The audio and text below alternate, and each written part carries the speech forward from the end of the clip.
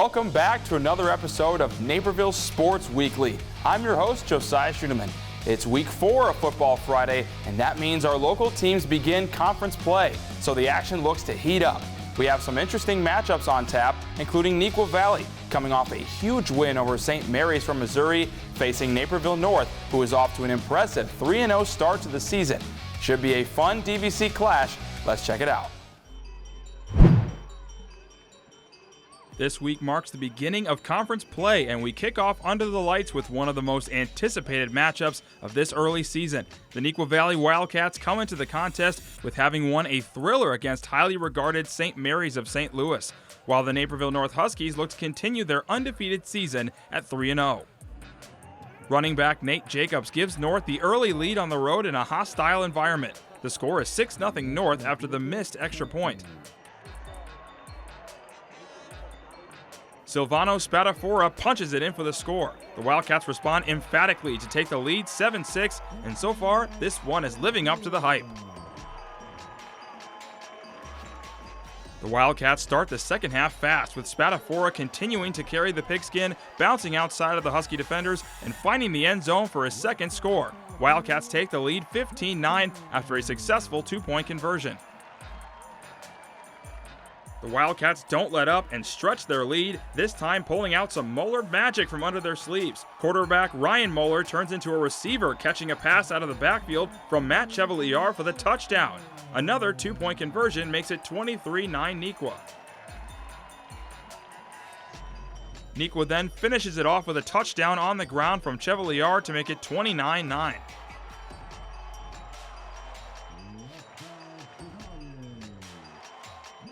A late touchdown comes for the Huskies on Aiden Gray's quarterback keeper. However, it wouldn't be enough as Neuqua Valley defeats Naperville North by a score of 29-16. It's homecoming weekend for the Bennett Academy Red Wings, who enter Week 4 following a close 13-10 loss to Brother Rice.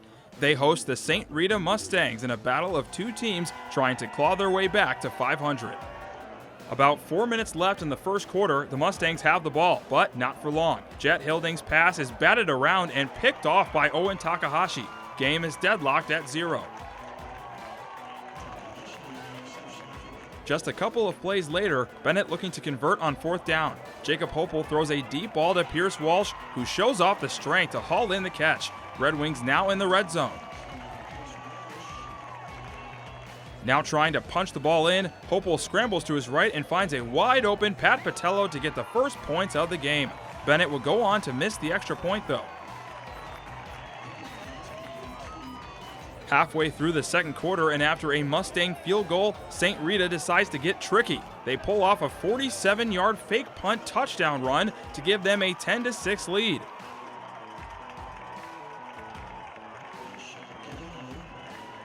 After another 3-and-out from the Red Wing offense, St. Rita tacks on another touchdown from outside the red zone. This time, Michael Collins Jr. dashes past Bennett's defense to give the visitors a 17-6 lead. After forcing a turnover on downs, the Bennett offense is able to provide a spark. Owen Takahashi catches the screen pass and takes it all the way. St. Rita still leads 27-12 after the muffed PAT. Now to the final 5 minutes of the game. St. Rita's rushing attack continues to dominate. DJ Stewart II rolls his way into the end zone to make it a 34-12 game. The Mustangs go on to add another score and play spoiler to Bennett's homecoming game. The Red Wings fall to 1-3.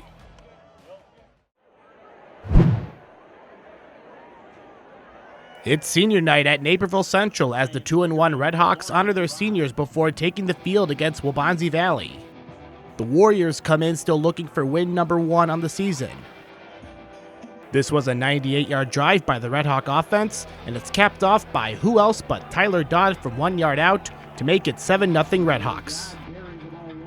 The Dodd show continues at Memorial Stadium as he gets the McCormack toss and puts on the moves for a pickup of 20 yards.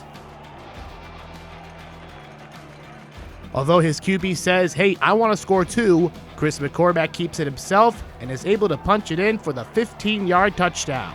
Dodd scores another TD to make it 21-0 at the half, and the Hawks, along with the trainers on the sideline, are having a good time in aquatic fashion. In the second half, the Warriors needed that good stuff, and it helps Luke Elsey find Tyler Threet for a gain of 16 yards. The Elsey to Threet combo seems to work, so number 16 goes deep to his target behind the defense, and it works for a 54-yard touchdown. Goose Egg is off the board, and it's a 21-7 deficit. Redhawks keep their flow going with McCormack passing to Aaron Nussbaum on the bootleg, and it works for a 17-yard completion.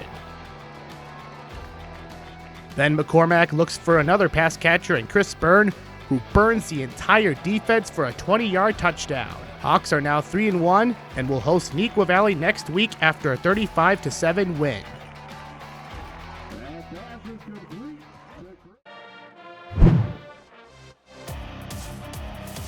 Conference play begins for football. Metea Valley is still looking for their first win of the season, while their opponent in the DeKalb Barbs are coming in off of two dominant performances. Starting this game 5 minutes in, DeKalb has a third down with the ball on the 32. Adrian McVicker steps back and fires downfield to find Ethan McCarter, who somehow holds on to the ball for the 45-yard touchdown catch. A couple of minutes later, and Metea is forced to punt. Back to receive is McCarter, who bobs and weaves his way through the Mustang defense, and he returns the punt for a 45-yard touchdown. 14-0 DeKalb early in this game. Second quarter now, and the Barbs are right back on the offense. Adrian McVicker hands off to Talon Tate, who fights his way through the Mustang defense for a 20-yard gain. Same drive, and the Barbs find themselves in the red zone. McVicker finds a wide open Ethan McCarter in the end zone to extend the lead to 21. McVicker steps back onto the field, and from midfield, he throws a dime to the end zone, finding a wide open Ethan Tierney. Just like that, the Barbs are up 27-0. Things go from bad to worse for the Mustangs. Van Vlera's throw over the top is intercepted by a leaping Ethan Tierney, who breaks not one tackle but two for the 55-yard pick six. DeKalb extends their lead to 34. Into the third quarter, Metea desperately trying to get something going. Off of the kickoff, Christian Smith receives the ball, and with a few nice blocks, it allows the senior to run for an almost 55-yard gain.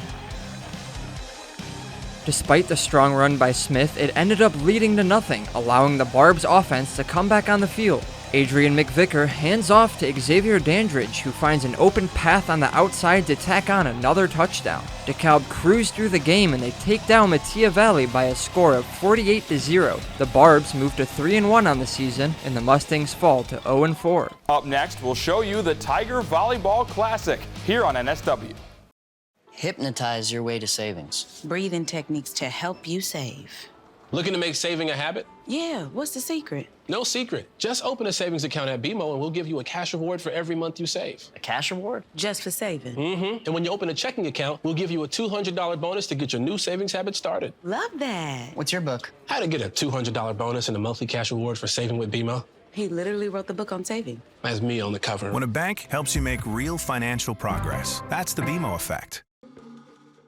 We live in a safe community, but not a crime-free community. If you see something, say something. Be a Naperville Crime Stopper. We move to girls volleyball for the Tiger Volleyball Classic. Let's see what went down at Wheaton Warrenville South. It's the annual Wheaton Girls Volleyball Tiger Classic. Neuqua Valley meeting up with Bennett Academy in pool play at Wheaton Warrenville South. Bennett playing immediately after escaping with a 3-set win over Homewood Flossmoor. Early in the first set, all tied up at 4-4. Ava Novak serving for Bennett Academy. Caitlin Chu sets up Brianna Jones to push the ball over to the open floor near the back line for the point. Neuqua takes an early lead. The Wildcats looking to build on that, but the Red Wings are able to set up the 6'4" freshman Linny Tarnot for this kill to even the score.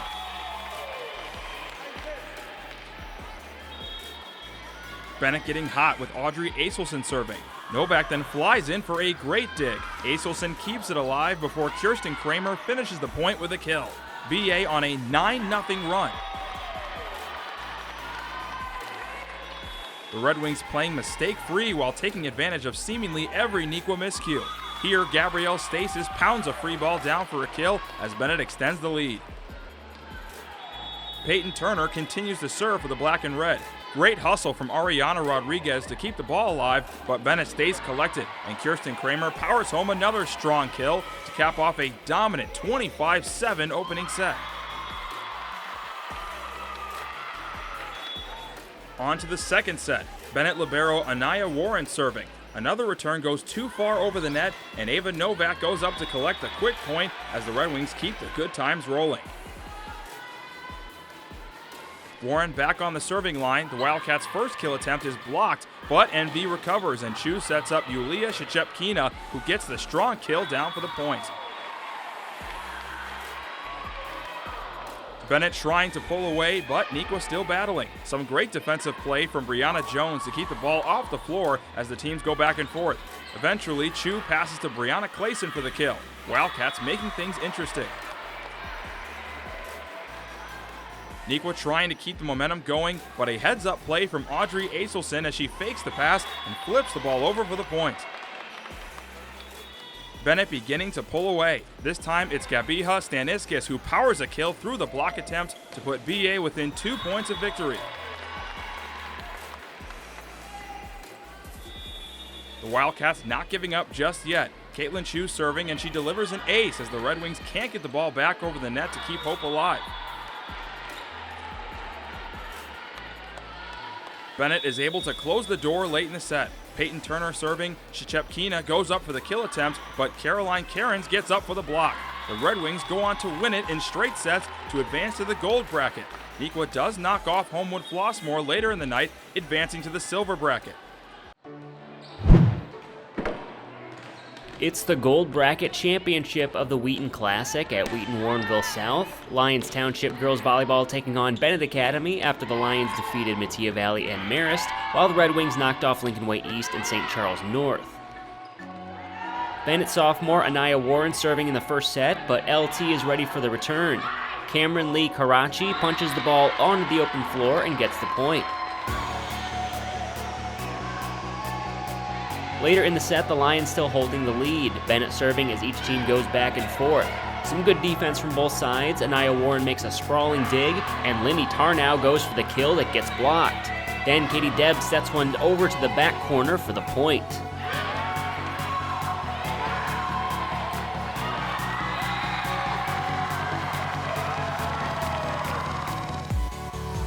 LT serving, and this time the 6'4 freshman Tarnow is able to finish the kill off thanks to the assist from Audrey Aslison. That brings the Red Wings within 2 points. Set point for Lions Township. Bennett tries to set up the kill attempt, but the front line of the blue and gold makes a nice wall, and the ball lands in play. LT takes set 1, 25-17. Bennett leading 7-3 in the second set. The Red Wings scrambling to keep the ball alive throughout this point. Somehow they're able to get a pass to Ava Novak, who taps it over for the point to put her team up by 5.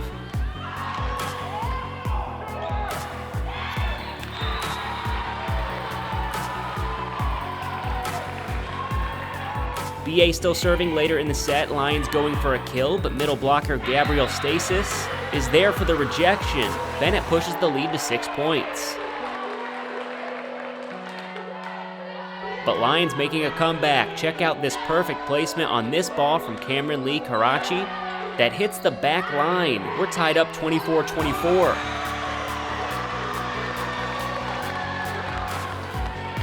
After a Bennett point, Peyton Turner serving for the Red Wings. Bennett tries to set up a kill to end it, but Lions gets the dig and sends it back over. The next time, it's Ava Novak who gets the kill through the defense to win the second set 26-24. Off to a third set to decide the championship.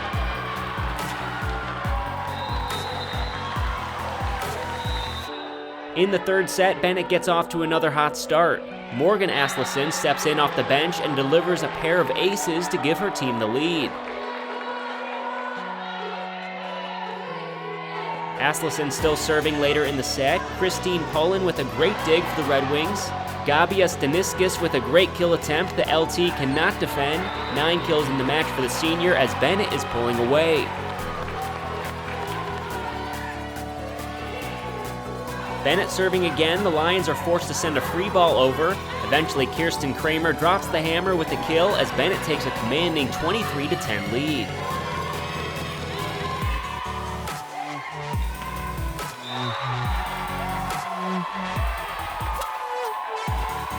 Peyton Turner serving for match point. Lions can't get the ball back over the net, and Bennett Academy wins the 2022 Wheaton Classic Championship in 3 sets. The last time the Red Wings won this tournament back in 2019, they went on to win the 4A state championship.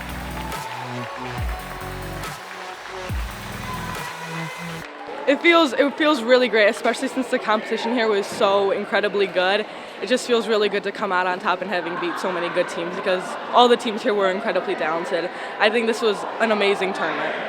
We felt like we were frantic over and over, and we just wanted to be calm and play a calm match instead of keep on going harder and harder and like trying to make something happen instead of just letting it happen itself. To end the day like this, obviously winning is fun, but you want to end playing well. And I think the last set we played our best volleyball, and that's you want to continually play better as the day goes along. And I thought from point 1 to point 25 here at the end, we played better. Well, after the first set, we knew that definitely was not our best volleyball, and we can play a lot better than that. Like we had played earlier today, we had played a lot better than that. So we knew if we came out with the momentum, it would help us a lot. We started out with that big lead. It dropped down a little bit, but in the end, we were able to finish the set. And then the third set, we just kept that momentum, and it really helped us, and we were executing really well.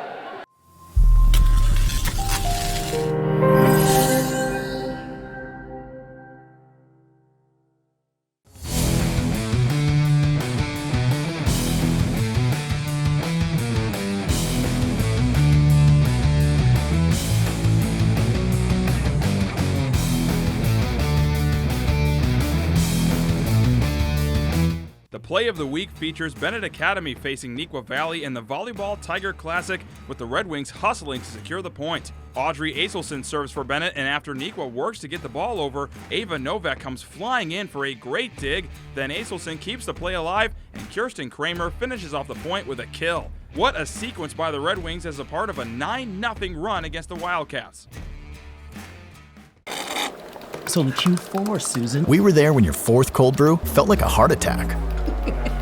Oh, no. Cold brew has a lot of caffeine in it. We were there for that. Fair. And we're here for everything else. Here it's personal because we get to know you. In these complicated times, local news has never been more important. DailyHerald.com lets you stay connected to your community, wherever you are. Over the summer, the District 204 boundary change went into effect, with several students who had attended Metea Valley now falling within the Waubonsie Valley boundary line. Students who had already began their high school careers were given a choice to be grandfathered in and remain at Metea or switch over to Waubonsie. Patrick Cotto has our latest feature story looking at some former Mustangs who are now wearing Waubonsie green and gold this year. This segment is sponsored by Edward Elmhurst Health.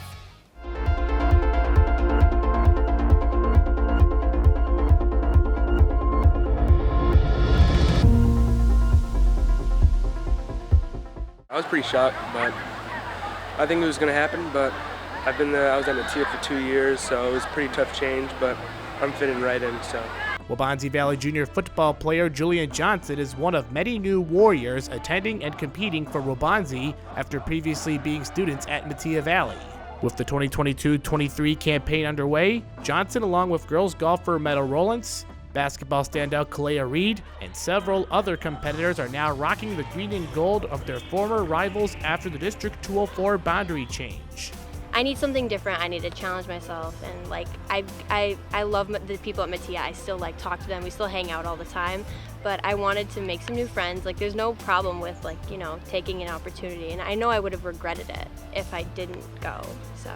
The adjustment gave Metea students the option to be grandfathered in by remaining in their normal classroom or choose to transfer to Waubonsie Valley pending on the living location. For students like Rollins and Johnson, they have the opportunity to reunite with close friends while getting adjusted to the new building.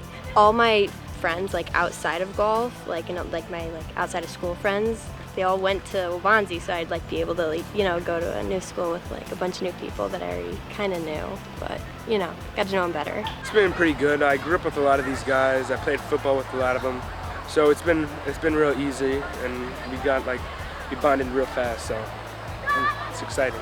There is understandably an odd feeling to face off against former friends, teammates, and coaches at Metea Valley in the good old Eola Road battles. Those connections to their former school has family ties as well.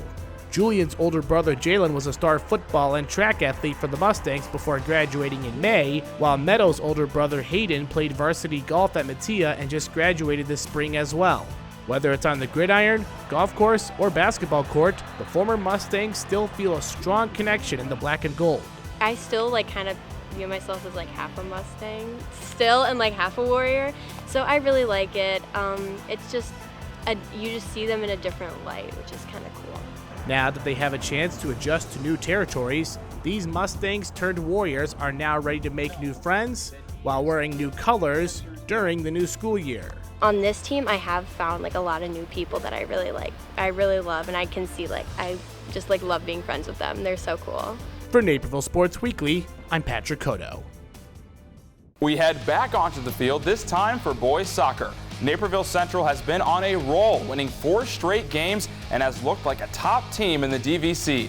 They face a Neuqua Valley squad still trying to find its groove in 2022. We got Tuesday night soccer on our hands with another DVC matchup. The Red Hawks of Naperville Central host the Neuqua Valley Wildcats at Memorial Stadium. The Wildcats are in search of their first conference win despite a tough start to the season, while the Red Hawks look to remain unbeaten in conference play. Chase Adams takes on some Neuqua Valley defenders and takes a shot, but it goes just wide past Wildcats goalkeeper Nick Ferrone. Wildcats captain Tadawa Yamunduru is able to get past Red Hawk defender Eli Jarrell, and he rips a shot towards goal. Austin Waite gets a hand on it, but the ball bounces towards Garrett Lee, and he taps in the rebound shot into the back of the net. Wildcats lead 1-0. The Red Hawks quickly respond as they push for an equalizer. Josh Weigel gets a pass from Jarrell, and he buries his shot past Ferrone. We're tied up at 1. Next play, Patrick Bohan crosses the ball towards Joey LaDuca, who challenges a defender. He gets a shot, but Verone stands tall on that save to keep the score at 1-1. The Red Hawks strike again as LaDuca creates some space and gets past Ayel Kikama. He crosses the ball towards Nathan Kwan, and he scores off a header to put the Red Hawks back in front 2-1 as we close out the first half. The Wildcats look to tie the game with a shot from Derek Sisbaro, but Red Hawks goalkeeper Austin Waite is able to clutch this ball and keep it away from danger. Central continues to push for that third goal as Weigel tries to get his second goal of the night, but his shot is just wide and he knows he was so close. Next play, Weigel keeps attacking and crosses the ball towards Kwan, who rips his shot past the goalkeeper to extend the Red Hawks lead to 3-1. Weigel gets the assist on that one while Kwan scores his second goal of the night, and the Red Hawk fans are excited about it. Weigel is at it again as he launches a long cross towards Elliot Krause, but he gets taken down in the box by Wildcat defender Jack Dahl, and the referee points to the penalty spot. After a brief delay, Krause steps up on the penalty kick and buries his shot past Vincent Stanislaw as the Red Hawks score 4 straight goals after trailing early in the first half. They get their 3rd straight conference win as they beat the Wildcats 4-1. It's a perfect night for some boys soccer. Metea Valley welcomes in Eola Road rival Waubonsie Valley. Both teams are currently looking for their first conference win of the season. We start this game 6 minutes in. Dub V's Michael Cullen has a long throw-in that bounces around in the box, and eventually Gene Ribeiro Scarpelli is there to poke in the opening goal. 1-0 Warriors early on in this one. A couple of minutes later, and Cullen has a throw-in from almost an identical spot. The throw finds Scarpelli in the box, who goes for the acrobatics. Despite the nice effort, his bicycle kick is saved by Orlando Velasquez. 23 minutes to play in the half as Daniel Wilkinson breaks through the Warrior back line, but his shot sails just wide of the post. Mustangs with a corner kick now. Arjo Basu puts in the cross and he finds the head of Daniel Wilkinson at the back post, who ties this game up at 1 going into halftime. Halfway through the second half and we are still tied up at 1. Yahir Rodriguez steals the ball in the box before he is taken down, resulting in a penalty kick for the Warriors. Stepping up to the spot is Gene Ribeiro Scarpelli, who slots it bottom corner, giving Dub V the 2-1 lead. 4 minutes later, and Wabanzi has a corner. Lachlan Ladd whips the ball into a crowd, and rising above everyone is Tate Deasy, who heads the ball into the back of the net, extending the lead to 2. Wabanzi looking to add to that lead. Michael Cullen once again shows off his throw-in, and after some commotion in the box, the ref spots a foul and he points to the penalty spot. Stepping up to take the penalty is once again Gene Ribeiro Scarpelli. He steps up and makes it look easy, passing it down the middle for the hat trick. Green and gold up 4-1 with 13 minutes to play. Dub V looking to finish off the game as Angel Gallegos feeds a through ball to Yahir Rodriguez, but his point-blank shot is saved by Ravi Shah. Mattia looking for one last chance from a corner. The ball is sent in, and meeting the ball is Cameron Lays, whose volley is saved by a diving Abraham Tabercio. And that's how we'll end it. Wabanzi Valley picks up a huge conference win on the road as they take down Mattia Valley by a score of 4-1. After the break, we take a look at some late season golf here on NSW.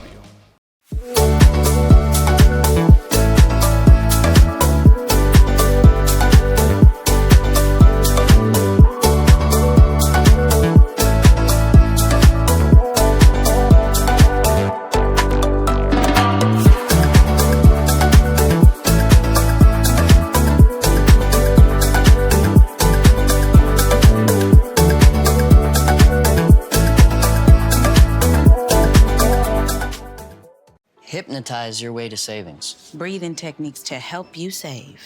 Looking to make saving a habit? Yeah, what's the secret? No secret. Just open a savings account at BMO and we'll give you a cash reward for every month you save. A cash reward? Just for saving? Mm-hmm. And when you open a checking account, we'll give you a $200 bonus to get your new savings habit started. Love that. What's your book? How to get a $200 bonus and a monthly cash reward for saving with BMO. He literally wrote the book on saving. That's me on the cover. When a bank helps you make real financial progress, that's the BMO effect. Last but not least, we check out golf, starting with the Mattia Valley girls, traveling to face Naperville North in the final week before the postseason begins.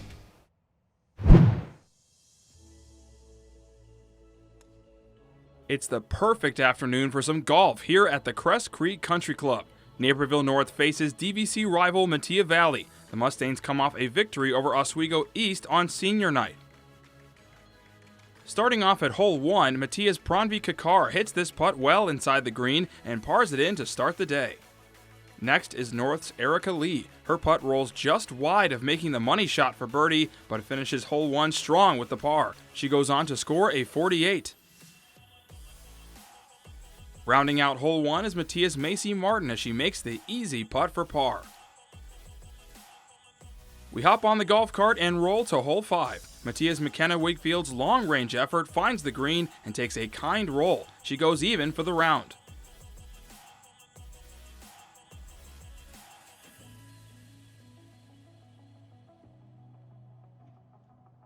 Husky Georgia Riley makes the putt as she has North's 4th best score of the outing. Teammate Addison Wu is knocking on the door for birdie, but the putt rims out. She does make par and finishes with a 48 with fellow Husky Lee. Macy Martin is still going strong as her shot falls with good accuracy on the green. She gets a birdie for the round. Martin completes the final hole scoring a 41 and leads the Mustangs to victory over the Huskies.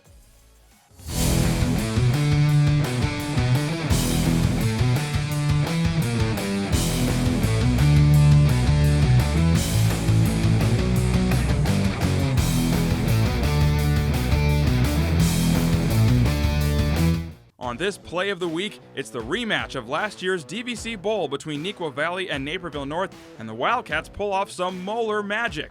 Quarterback Ryan Moeller pitches to Matt Chevalier, who then throws it back to Moeller, and he takes it all the way to the end zone for the touchdown. How about that trickery by Neuqua, as the quarterback turns into a receiver, and he shows that he can move a little bit too. That's it for the show. Join us next week where the golf postseason tees off, and we'll have more conference action in Week 5 of Football Friday. Don't forget, we're always online. Check us out on our website for extended highlights and stories at nctv17.org. You can also find us on social media at nctv17 on Facebook, Twitter, and Instagram. For Naperville Sports Weekly, I'm Josiah Schuneman. Thanks for watching.